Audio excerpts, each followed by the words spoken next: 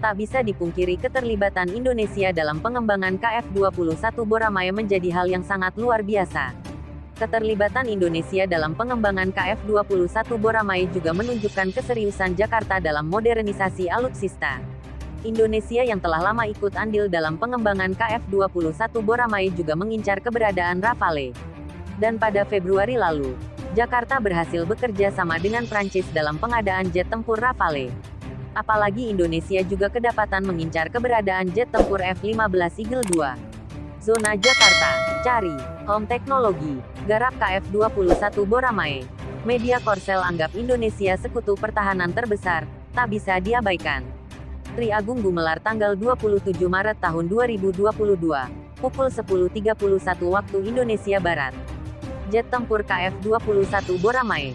Jet tempur KF-21 Boramae, newsimpak.co.kr.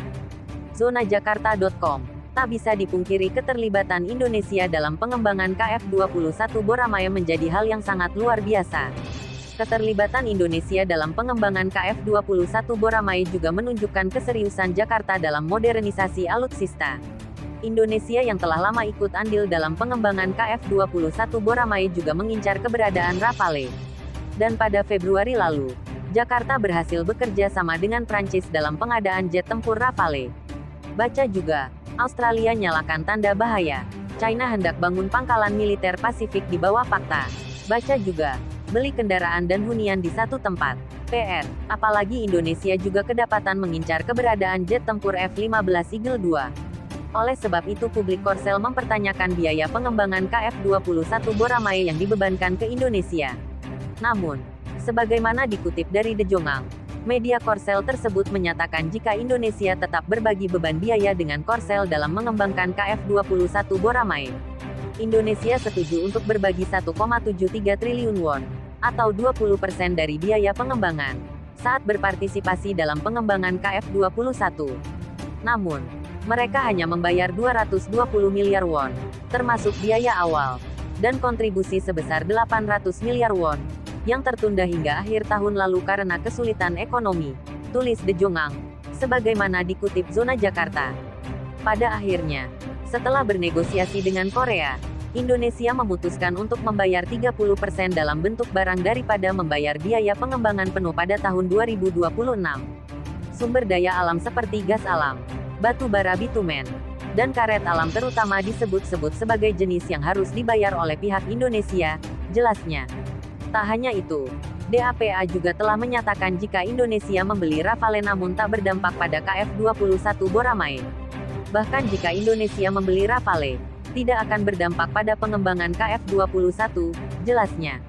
Di sisi lain, dikutip dari ina.co.kr, mengatakan jika Indonesia dan Korsel telah melakukan negosiasi ulang pada November tahun lalu. Untuk proyek Joint Development KF-21 yang menjadi minat pertama Amerika Serikat, ketidakpastian telah diselesaikan dengan negosiasi ulang pungutan pada November tahun lalu.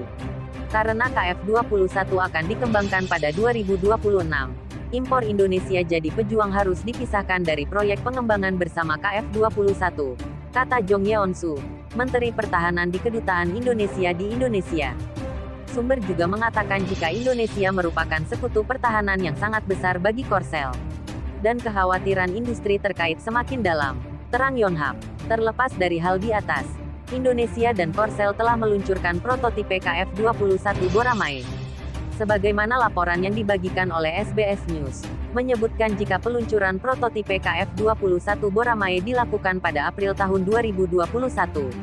Dengan adanya peluncuran ini, semakin menunjukkan jika perkembangan dari KF-21 Boramae melaju pesat. Dan diharapkan jika KF-21 Boramae bisa mulai diproduksi massal tahun 2026 mendatang. Sehingga pada tahun 2028, KF-21 Boramae diharapkan sudah bisa beroperasi.